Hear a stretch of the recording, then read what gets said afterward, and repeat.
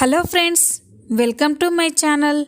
మ్యాడీని kidnap చేసి దేవా నుండి తన తండ్రిని కాపాడుకున్న మధు అసలు ఏం జరగబోతుంది తెలుసుకోవాలి అంటే ఈ వీడియోని చివరి వరకు చూడండి.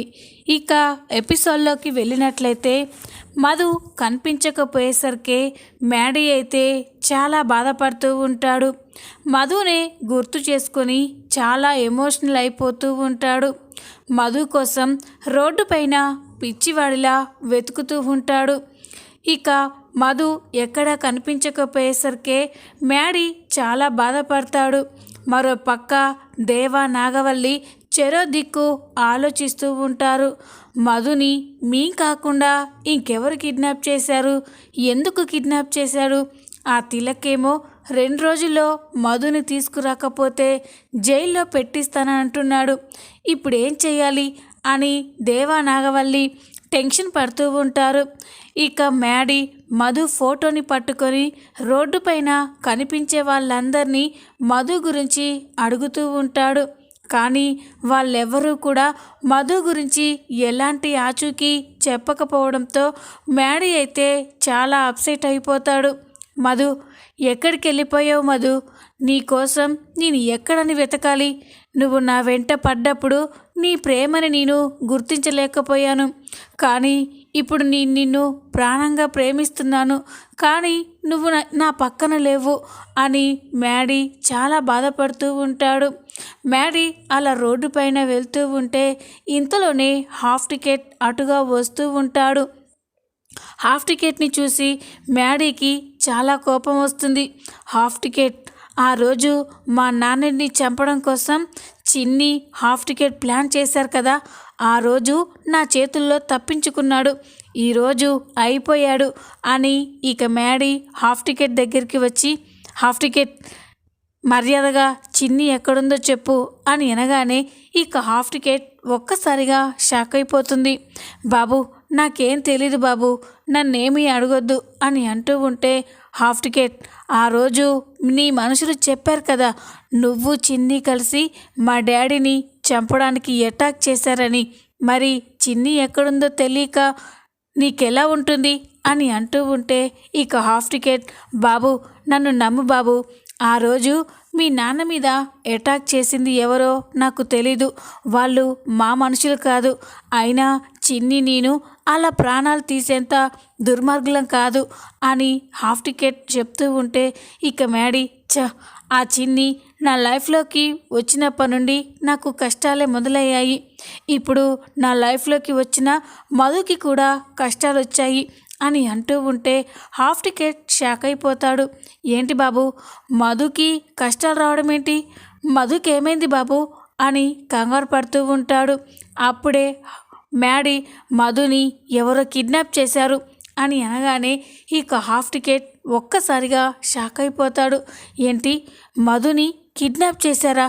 ఎవరు చేశారు బాబు అని అంటూ ఉంటే, అది తెలియకే కదా రోడ్లు పట్టుకొని తిరుగుతున్నాను, ఇంతవరకు మధు గురించి ఎలాంటి ఆచూకీ దొరకలేదు, అసలు మధుని ఎవరు కిడ్నాప్ చేశారో ఎక్కడికి తీసుకెళ్లారో అర్థం కావట్లేదు అని మ్యాడీ అంటూ ఉంటే హాఫ్ టికెట్, ఇందులో అర్థం కాకపోవడానికి ఏముంది బాబు, మధుని ఎవరు కిడ్నాప్ చేశారో నాకు బాగా అర్థమైంది అని అనగానే ఇక మ్యాడీ షాక్ అయిపోతాడు. ఏంటి, మధుని కిడ్నాప్ చేసింది ఎవరో నీకు తెలుసా? చెప్పు హాఫ్ టికెట్, ఎవరు మధుని కిడ్నాప్ చేశారు అని అంటూ ఉంటే, నీ చుట్టూ ఉన్న వాళ్ళు, మీ దగ్గరి వాళ్ళు, మీ వాళ్ళే మధుని కిడ్నాప్ చేసుంటారు అని అనగానే మ్యాడీ షాక్ అయిపోతాడు.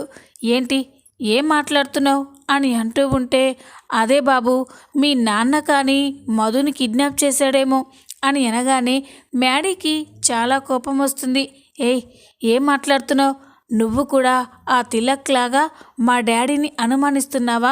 మా డాడీ అలాంటి వారు కాదు, మధుని మా డాడీ కిడ్నాప్ చేసేంత చీప్ క్యారెక్టర్ కాదు అని అంటూ ఉంటే, చూడండి బాబు, మీరు ఆవేశపడకండి, ఇప్పుడున్న పరిస్థితుల్లో మధుని కిడ్నాప్ చేయవలసిన అవసరం ఎవరికి ఉంది, ఒక్క మీ నాన్నకి తప్ప అని అనగానే మ్యాడీ షాక్ అయిపోతాడు.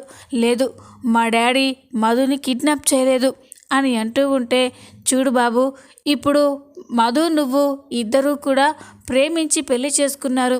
అది మీ ఇంట్లో వాళ్ళకి ఇష్టం లేదు కదా. అందుకే నిన్ను నీ జీవితంలో నుండి మధుని తప్పించడం కోసమే మధుని కిడ్నాప్ చేసి ఉంటారు. ఇదే నిజం బాబు అని హాఫ్ టికెట్ అంటూ ఉంటే మ్యాడీ షాక్ అయిపోతాడు. ఇక కోపంగా హాఫ్ టికెట్ గల్లా పట్టుకొని, హాఫ్ టికెట్ ఇంకొకసారి మా డాడీ గురించి అలా మాట్లాడితే నేను ఊరుకోను. మా డాడీ మధుని కిడ్నాప్ చేయలేదు అని అంటూ ఉంటే ఇంతలోనే తిలక్ అక్కడికి వస్తాడు. లేదు బాబు, మీ డాడీయే మధుని కిడ్నాప్ చేశాడు అని అంటాడు. తిలక్ని చూసి మ్యాడీ షాక్ అయిపోతాడు. ఇక మ్యాడీ, నీకెన్నిసార్లు చెప్పాలి? ఇందాక ఇంటి దగ్గరే చెప్పాను మా డాడీ అలాంటి వాడు కాదు అని. మళ్ళీ ఇప్పుడు మా డాడీ కిడ్నాప్ చేశారంటారేంటి అని అంటూ ఉంటే, చూడు బాబు, మీ డాడీ కిడ్నాప్ చేశాడు అన్నదానికి నా దగ్గర ఆధారాలున్నాయి. నాతో వస్తే నీకే అర్థమవుతుంది అని అనగానే ఇక మ్యాడీ షాక్ అయిపోతాడు. పదండి అని ఇక మ్యాడీ తిలక్ హాఫ్ టికెట్తో పాటే బయలుదేరతారు. మ్యాడీని ఒక పాడుబడ్డ బంగ్లా దగ్గరికి తీసుకువెళ్తారు. ఇక అక్కడికి వెళ్ళగానే మ్యాడీ అటు ఇటు చూస్తూ ఉంటాడు. ఏంటండి, మధు దగ్గరికి తీసుకెళ్తానని చెప్పి ఇక్కడికి తీసుకొచ్చారేంటి అని అనగానే ఇక తిలక్, మీ నాన్న మధుని ఇందులోనే బంధించాడు బాబు, రా అని ఇక మ్యాడీతో చెప్పగానే మ్యాడీ సరే అని లోపలికి వెళ్తాడు.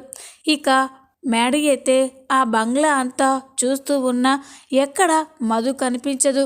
అప్పుడే తిలక్ హాఫ్ టికెట్కి సైగ చేస్తాడు. హాఫ్ టికెట్ తన మనుషుల్ని అక్కడికి రప్పిస్తాడు. ఇక తన మనుషులతో మ్యాడీకి మత్తుమంది ఇప్పించి అక్కడ స్పృహ కోల్పోయేలా చేస్తాడు. ఇక మ్యాడీ అయితే స్పృహ కోల్పోయి అక్కడే పడిపోతాడు. మ్యాడీ స్పృహ కోల్పోయాక అప్పుడే ఇక హాఫ్ టికెట్, అమ్మ చిన్ని నువ్వు ఇక రావచ్చమ్మా అని అనగానే ఇక మధు అక్కడికి వస్తూ ఉంటుంది. మధు అక్కడికి వచ్చి మ్యాడీని ఆ పరిస్థితిలో చూసి చాలా బాధపడుతుంది. మ్యాడీ మ్యాడీ అని ఏడుస్తూ ఉంటే ఇక తిలక్ హాఫ్ టికెట్ మధుకి ధైర్యం చెప్తూ ఉంటాడు. అమ్మ, మ్యాడీ బాబుకి ఏం కాలేదమ్మా, కాస్త స్పృహ తప్పి పడిపోయాడు అంతే.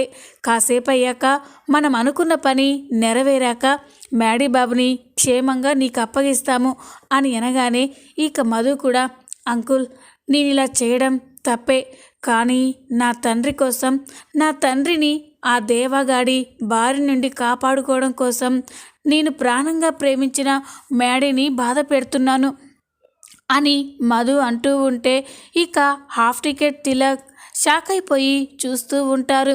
ఇక ఫ్లాష్ బ్యాక్లోకి వెళ్తే తిలక్ మధుని దేవా కిడ్నాప్ చేయబోతున్నాడని తెలుసుకొని దేవా కంటే ముందే మధుని బంధించి ఒక చోటికి తీసుకొస్తాడు.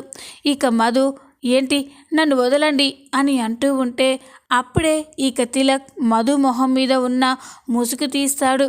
ఇక మధు తిలక్ని చూసి, అంకుల్ మీరేంటి నన్ను ఇక్కడికి తీసుకొచ్చారేంటి అని అంటూ ఉంటే, అమ్మ నువ్వేమీ భయపడకమ్మా, నిన్నేమీ చెయ్యను. నేనొక ముఖ్యమైన విషయం నీతో చెప్పడం కోసమే ఇక్కడికి నిన్ను తీసుకొచ్చానమ్మా అని అనగానే ఇక మధు షాక్ అయిపోతుంది. ఏంటంకుల్ అది అని అనగానే, మీ నాన్న బాలరాజుని విడిపించే సమయం వచ్చిందమ్మా అని అనగానే మధు షాక్ అయిపోతుంది. ఇక ఒక్కసారిగా, ఏంటంకుల్ మా నాన్న మీకు తెలుసా అని అంటూ ఉంటే, తెలుసు కాదమ్మా, మీ నాన్న నేను ప్రాణ స్నేహితులం, ఒకరినొకరం విడిచి ఉండేవాళ్ళం కాదు. నేను మీ నాన్న ఆ దేవ ముగ్గురం ప్రాణ స్నేహితులం. కానీ తులసి వనంలో గంజాయి మొక్కల వాడు గంజాయి మొక్కల అయిపోయాడు. నేను బాలరాజు వాడి వల్ల ఎన్నో కష్టాలు అనుభవించాం అని అంటూ ఉంటే మధు షాక్ అయిపోతుంది. మీరేమంటున్నారో నాకు అర్థం కావట్లేదు అంకుల్ అని అనగానే, ఇంకా అర్థం కాలేదా అమ్మా, మీ నాన్న ఎక్కడో బందీగా లేడమ్మా, ఆ దేవానే మీ నాన్నని బంధించాడు అని చెప్పగానే మధు షాక్ అయిపోతుంది. ఏంటంకుల్ ఏమంటున్నారు మీరు? దేవా అంకుల్ మా నాన్నని ఎందుకు బంధించారు? నాకేం అర్థం కావట్లేదు అని అనగానే, ప్రస్తుతం ఆ వివరాలేవి నీతో చెప్పలేనమ్మా, అవన్నీ మెల్లగా మీ నాన్నే నీకు అర్థమయ్యేలా చెప్తాడు. కానీ ఇప్పుడు మనం చేయవలసిన పని ఒకే ఒక్కటి, బాలరాజుని ఆ దేవబందీ నుండి విడిపించాలి. అందుకోసం మనం మ్యాడీని అడ్డు పెట్టుకోవాలి అని అంటాడు. అది విని మధు షాక్ అయిపోతుంది. ఏంటంకుల్, మీరేం మాట్లాడుతున్నారు? నాన్నని విడిపించుకోవడం కోసం మ్యాడీని అడ్డు పెట్టుకోవడం ఏంటి అని అనగానే, ఇక తిలక్, అమ్మా అవునమ్మా, ఇప్పుడు ప్రస్తుతం మనకున్న మార్గం అదే. ఆ దేవాకి మ్యాడీ అంటే పంచ ప్రాణాలు. మ్యాడీ కోసం ఏమైనా చేస్తాడు. ఇప్పుడు మ్యాడీని మనం కిడ్నాప్ చేసినట్టు డ్రామా చేసి బాలరాజుని విడిపించొచ్చమ్మా. ఆ దేవా దగ్గర రాజన్న నరకం అనుభవిస్తున్నాడు అని అంటూ ఉంటే మధు చాలా బాధపడుతూ ఉంటుంది.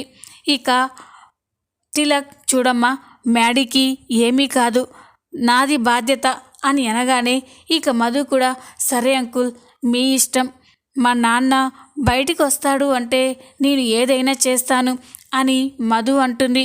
ఇక ఇదంతా గుర్తు తెచ్చుకుంటూ ఉంటారు హాఫ్ టికెట్ మధు కూడా. ఇక ప్రస్తుతంలోకి వచ్చి ఇప్పుడు ఏం చేద్దామన్నా అని హాఫ్ టికెట్ తిలక్ని అడగానే, ఇంకేముంది, ఆ దేవాగాడికి ఫోన్ చేసి రాజన్నని మనకి అప్పగించమని చెప్దాం అని అంటూ ఉంటాడు. ఇక మధు అయితే, అంకుల్ జాగ్రత్త అని చెప్తుంది. నువ్వు మ్యాడీ బాబుని జాగ్రత్తగా చూసుకోమ్మా, మేము ఇప్పుడే వస్తాము అని చెప్పి ఇక తిలక్ హాఫ్ టికెట్ అక్కడి నుంచి వెళ్ళిపోతారు.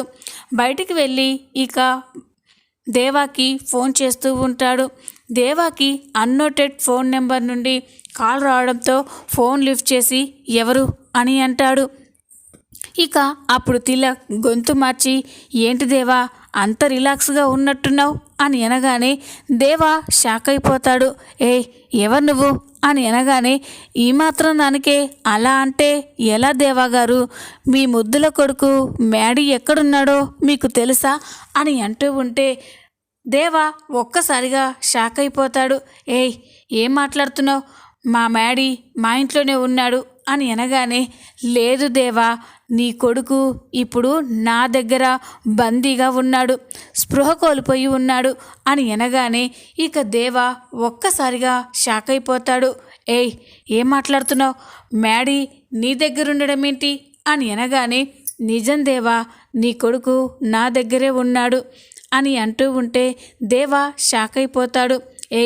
లేదు, నీ నమ్మను అని అనగానే, సరే నీ ఫోన్కి ఒక వీడియో పంపిస్తున్నాను చూడు అని దేవా ఫోన్కి మ్యాడీ స్పృహ కోల్పోయినప్పటి వీడియోని పంపిస్తారు.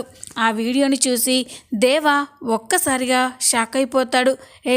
నా కొడుకునేం చేయొద్దు, నా కొడుకునేం చేయొద్దు, నీకేం కావాలి, ఎంత డబ్బు కావాలన్నా చెప్పు, నేను నీకు ఇస్తాను, కానీ నా కొడుకుని ఏం చెయ్యొద్దు, వాడంటే నాకు ప్రాణం అని అనగానే ఇక తిలక్, చూడు, నాకు నీ డబ్బు, నీ పదవి, నీ హోదా ఏది అక్కర్లేదు, నాకు కావలసింది నీ దగ్గర ఉంది, అది నాకు ఇస్తే చాలు, నీ కొడుకుని పువ్వుల్లో పెట్టి నీకు అప్పగిస్తాను అని అంటాడు.